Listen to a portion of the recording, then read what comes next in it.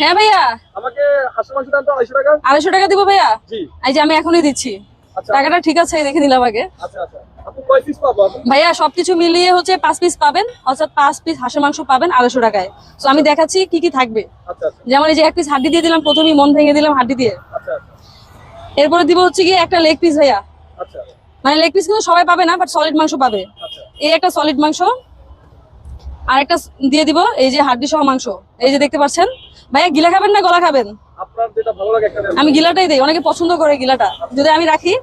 এই যে ভাইয়া দেখতেছেন এখানে 5 পিস হয়ে গিয়েছে। আর এই পাশে একটা দিয়ে দিলাম হচ্ছে রসুন, আচ্ছা আর দেবো হচ্ছে ঝোল।